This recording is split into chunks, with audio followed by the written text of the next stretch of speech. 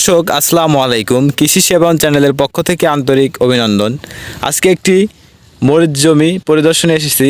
এটি একটি দেশি জাতের মরিচ। তো এই মরিচের বিশেষ সমস্যা হচ্ছে মাথা কুঁকড়ানি বা পাতা কুঁকড়ানি রোগ, এবং এই যে ডগাগুলো এগুলো কিন্তু পচে যায়। তো এই ডগা পচন, মাথা কুঁকড়ানি এবং ফুল জালি টেকার জন্য বা ফুল জালি ঝরে যাওয়ার জন্য যে সমাধান, সে বিষয়ে কথা বলবেন বায়ার কোম্পানির একজন বিশেষ অভিজ্ঞতা সম্পন্ন ব্যক্তি আব্দুল লতিফ ভাই। তো এনার সাথে একটু আলোচনা করব যে কীভাবে এই মরিচের কুঁকড়ানোর সমস্যার সমাধান করা যায়। তো ভাই কেমন আছেন? হ্যাঁ, আসসালামু আলাইকুম। কেমন আছেন ভাই? আলহামদুলিল্লাহ, ভালো আছি। ভাই আপনার পরিচয়টা একটু বলেন। আমি Abdul Latif, field officer, buyer crop science Bangladesh limited. তো ভাইয়ের কিন্তু অনেক কষ্ট করে মাঠে নিয়ে আসছি শুধুমাত্র এই ভিডিও নেওয়ার জন্য। তো এর আগেও ভাইয়ের সাথে তিন দিন দেখা হয়েছিল, 3টা ভিডিও নেওয়া হয়েছিল। অনেক সুন্দর গোছায় কথা বলতে পারে এবং খুব অভিজ্ঞতা সম্পন্ন একজন ব্যক্তি। তো এখন ভাই মাথা কুঁকড়ানোর জন্য আপনার সমাধান কি? পাতা কোঁকড়ানোর জন্য আসলে পাতাটা কীভাবে আপনি কোঁকড়া যায়, পাতা কোঁকড়ানোর বিশেষ করে মরিচ, এটা পাতা কোঁকড়ানোর সমস্যা আপনার কী জন্য হয় সেটাই আমি আগে বলবো।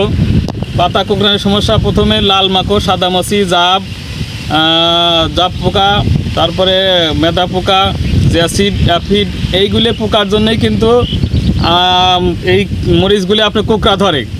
এই কোঁকড়া ধরলে পরে গাছের কোনো দেখা যাচ্ছে যে ফুল জালি থাকে না। যেরকম প্রতিবন্ধী মানুষ খায় দেয় সব কিছু করে, ও কিন্তু দেখা যাচ্ছে যে সংসারের কোনো অবদান রাখে না।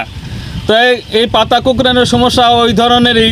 পাতা যদি কোঁকড়া যায় সেই গাছে আপনি ফুল ধরে না, ফুল থাকে না, ফল থাকে না, পাতাগুলি কোঁকড়া যায়, পরে দেখা যাচ্ছে যে ওই গাছ আপনি কোনো বেনিফিট দিতে পারে না।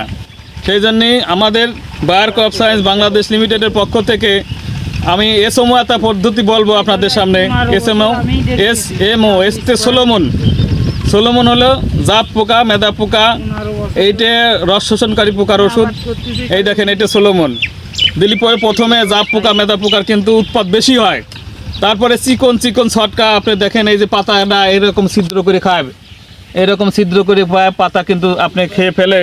এই সোলোমন এটাও কাজ পেয়ে জাপ পোকা, মেদা পোকারও কাজ করবে।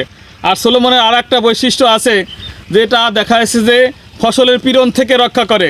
ফসলের পীড়ন বলতে অতিরিক্ত খরা, অতিরিক্ত কুয়াশা, অতিরিক্ত ঠান্ডার হাত থেকেও আমাদের এই সোলোমনটা রক্ষা করবে। প্রথমে সোলোমন দেওয়ার কথা বলবো কৃষক ভাইদের। এটা 16 লিটার পানিতে 16 মিলি। তারপরে আমাদের আছে মোভেন্টো, এটা 2 সিস্টেমিক ওষুধ।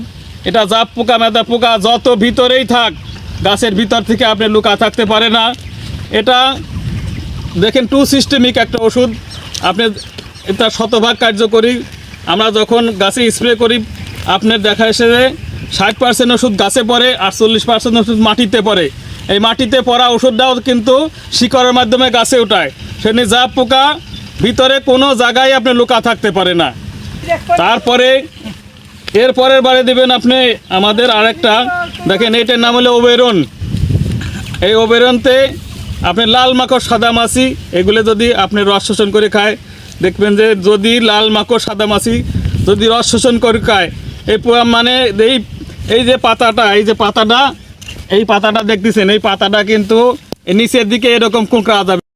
তো সুপ্রিয় দর্শক, এই বিষয়ে কারো কোনো কিছু বিস্তারিত জানতে হলে অবশ্যই আপনারা কমেন্ট বক্সে কমেন্ট করতে পারেন। ধন্যবাদ সবাইকে। বিস্তারিত আলোচনার জন্য আরেকটা ভিডিও নিয়ে আমরা হাজির হব। আজকের মতো এ পর্যন্তই। সকল কৃষক ভালো থাকুক এই কামনা ব্যক্ত করে আজকের ভিডিও এখানে শেষ করছি। আল্লাহ হাফেজ।